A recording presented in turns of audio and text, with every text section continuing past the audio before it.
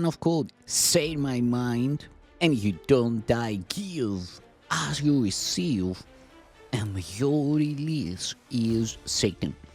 Today's teaching is the part 149 in the series Christ's Forgiveness, How to Manifest Immortality, Season 2. And the name of this teaching is The Acceptance of Reality.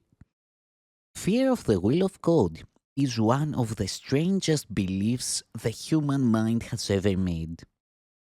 It could not possibly have occurred unless the mind were already profoundly split, making it possible for it to be afraid of what it really is.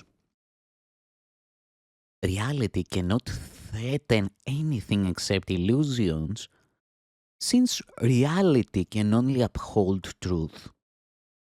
The very fact that the will of God, which is what you are, is perceived as fearful, demonstrates that you are afraid of what you are. It is not then the will of God of which you are afraid, but yours. Your will is not the ego's, and and that is why the ego is against you. I repeat, your will is not the ego's, and that is why the ego is against you. What seems to be the fear of God is really the fear of your own reality. It is impossible to learn anything consistently in a state of panic. If the purpose of this course is to help you remember what you are, and if you believe that what you are is fearful, then it must follow that you will not learn this course. Yet the reason for the course is that you do not know what you are. If you do not know what your reality is, why would you be so sure that it is fearful?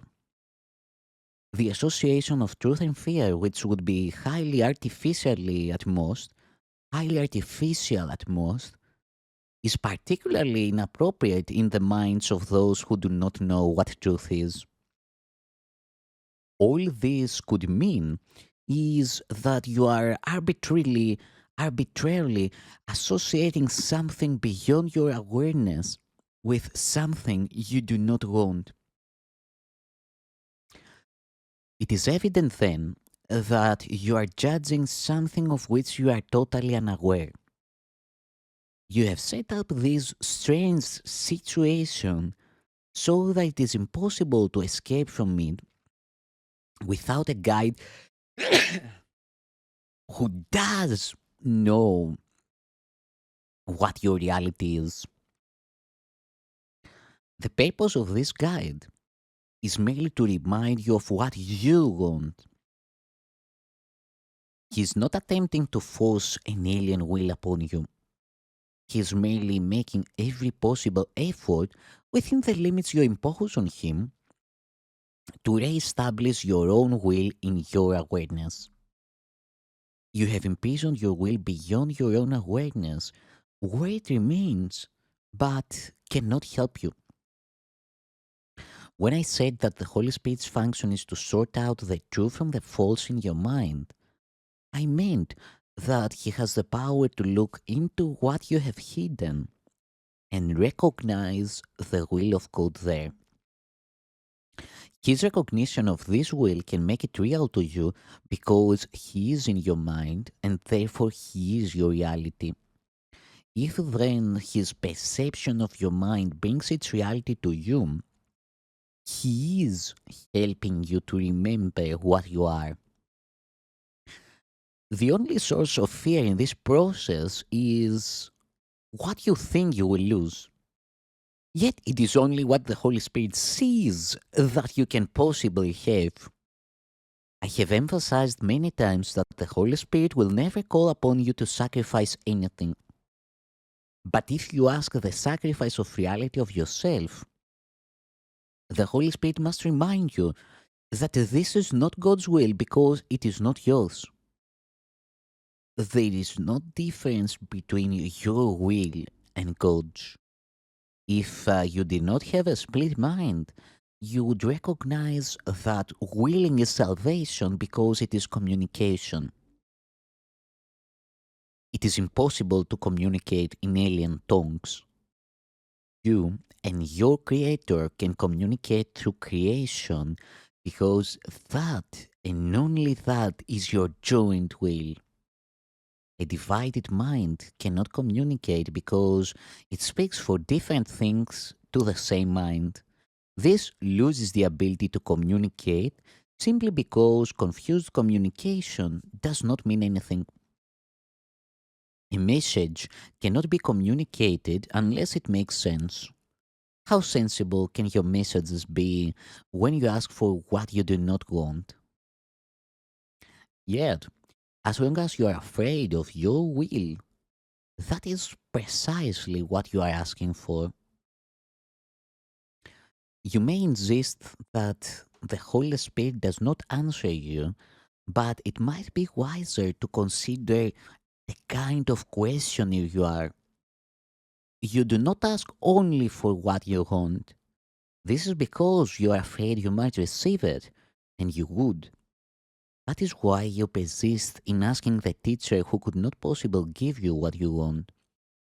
Of him, you can never learn what it is, and this gives you the illusion of safety. Yet, you cannot be safe from truth, but only in truth. Reality is the only safety. Your will is your salvation because it is the same as God's. Separation is nothing more than the belief that it is different. No right mind can believe that its will is stronger than God's. If then a mind believes that its will is different from his, it can only decide either that there is no God or that God's will is faithful. The former accounts for the atheist, and the latter for the martyr who believes that God demands sacrifices. Either of these insane decisions will induce panic because the atheist believes he's alone and the martyr believes that God is crucifying him. Yet no one really wants either abandonment or retaliation, even though many may seek both. Can you ask the Holy Spirit for gifts such as these and actually expect to receive them? He cannot give you something you do not want. When you ask the universal giver for what you do not want, you are asking for what cannot be given because it was never created. It was never created because it was never your will for you, for you. Ultimately, everyone must remember the will of God because ultimately, everyone must recognize himself. This recognition is the recognition that his will and God's are one. In the presence of truth, there are no unbelievers and no sacrifices. In the security of reality, fear is totally meaningless. To deny what is can only seem to be fearful. Fear cannot be real without a cause, and God is the only cause. God is love, and you do want Him. This is your will. Ask for this, and you will be answered, because you will be asking only for what belongs to you. When you ask the Holy Spirit for what would hurt you, He cannot answer because nothing can hurt you, and so you are asking for nothing. Any wish that stems from the ego is a wish for nothing, and to ask for it is not a request, it is merely a denial in the form of request. It is merely a denial in the form of a request. The Holy Spirit is not concerned with form, being aware only of meaning. The ego cannot ask the Holy Spirit for anything because there is complete communication failure between them. Yet, you can ask for everything of the Holy Spirit because your requests to Him are real, being of your right mind. Would the Holy Spirit deny the will of God? And could He fail to recognize it in His Son? You do not recognize the enormous waste of energy you expend in denying truth. What would you say of someone who persists in attempting the impossible, believing that to achieve it is to succeed? The belief that you must have the impossible in order to be happy is totally at variance with the principle of creation. God could not will that happiness depended on what you could never have. The fact that God is love does not require belief, but it does require acceptance. It is indeed possible for you to deny facts, although it is impossible for you to change them. If you hold your hands over your eyes, you will not see because you are interfering with the laws of seeing. If you deny love, you will not know it because your cooperation is the law of its being. You cannot change laws you did not make, and the laws of happiness were created for you, not by you. Any attempt to deny what is must be fearful, and if the attempt is wrong, it will induce panic. Willing against reality, though impossible, can be made into a very persistent goal, even though you do not want it. But consider the result of this strange decision. You are devoting your mind to what you do not want. How real can this devotion be? If you do not want it, it was never created. If it were never created, it is nothing. Can you really devote yourself to nothing? God, in His devotion to you, created you devoted to everything and gave you what you are devoted to. Otherwise, you would not have been created perfect. Reality is everything, and you have everything because you are real. You cannot make the unreal because the absence of reality is fearful, and fear cannot be created. As long as you believe that fear is possible, you will not create. Opposing orders of reality make reality meaningless, and reality is meaning.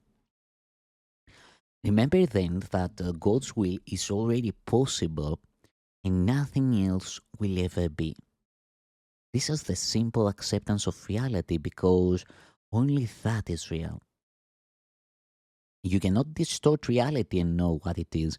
And if you do distort reality, you will experience anxiety, depression, and ultimately panic because you are trying to make yourself unreal. When you feel these things, do not try to look beyond yourself for truth can only be within you. Say therefore, Christ is in me, and where he is, God must be, for Christ is part of him.